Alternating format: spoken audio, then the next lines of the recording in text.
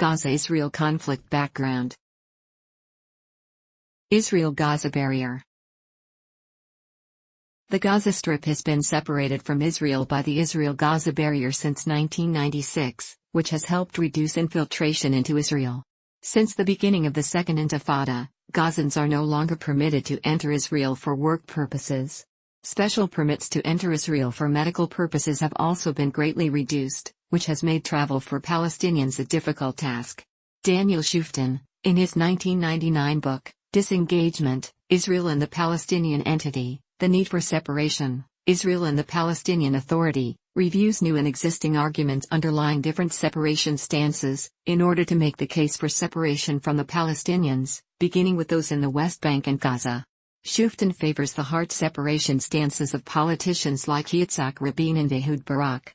Yitzhak Rabin was the first to propose the creation of a physical barrier between the Israeli and Palestinian populations in 1992, and by 1994, construction on the first barrier, the Israel-Gaza barrier, had begun. It is actually a wire fence equipped with sensors.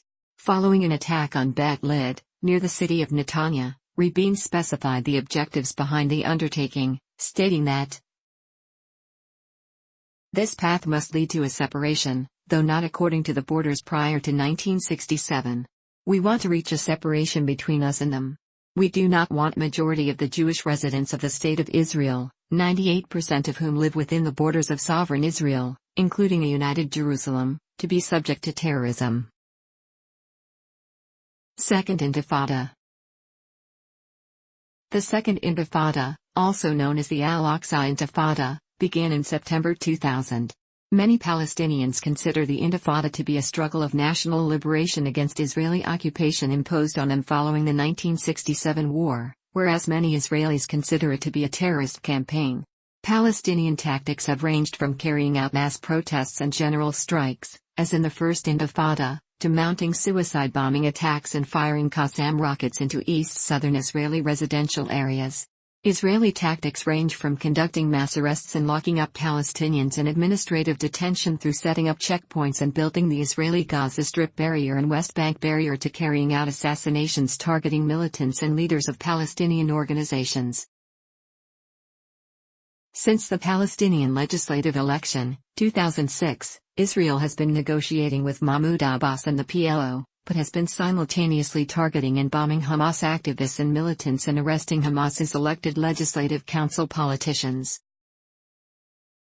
The death toll, both military and civilian, over the entire period in question, 2000 to 2007, is estimated to be over 4,300 Palestinians and over 1,000 Israelis. To date, 64 foreign citizens have also been killed, 54 by Palestinians, and 10 by Israeli security forces. Israel's unilateral disengagement. Israel implemented its disengagement plan in August to September 2005, withdrawing its civilian and military presence from the Gaza Strip, and retaining control over the Gaza airspace, maritime access and borders even with Egypt according to the 2005 agreement with Palestinian Authority. Qassam rockets were fired regularly prior to the Israeli disengagement and the frequency of Qassam attacks increased after the disengagement from Gaza.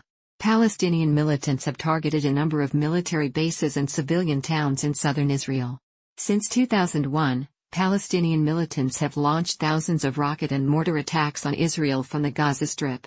13 Israelis have been killed and hundreds injured as a result of Qassam rocket fire at Israeli targets. Additionally, Qassam rocket attacks have resulted in post-traumatic stress disorder, PTSD, in both children and adults, with 33% of children living in Sderot suffering from PTSD. Ascendancy of Hamas. When the Islamic Party Hamas won the January 2006 Palestinian legislative election, gaining a majority of seats in the Palestinian Legislative Council, the conflict between Israel and Gaza intensified.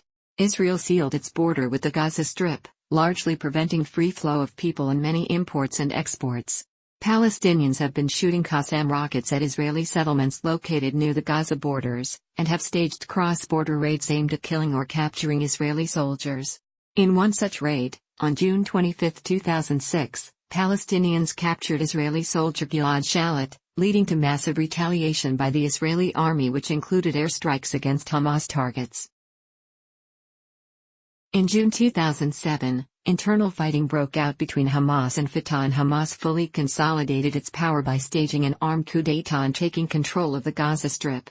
Following the internecine fighting that occurred between 7 and June 15, 2007, also known as the Battle of Gaza 2007, in which 118 Palestinians were killed and over 550 were wounded, the entire Gaza Strip came under full control of a Hamas government. As a response to the Hamas takeover, Israel sharply restricted the flow of people and goods into and out of Gaza. About 70% of Gaza's workforce have become unemployed or without pay, and about 80% of its residents live in poverty. Since Hamas takeover, Palestinian armed groups in Gaza and Israel continue to clash. Palestinian armed groups have fired rockets into Israel, killing Israeli civilians, including children, and wounding others, as well as causing damage to infrastructure, and Israel have launched attacks and shelled Gaza with artillery, killing Palestinian combatants as well as civilians, including children, and causing devastating damage to infrastructure. According to Human Rights Watch, the Palestinian deliberate attacks against civilians violate international humanitarian law. Because Hamas exercises power inside Gaza, it is responsible for stopping unlawful attacks even when carried out by other groups.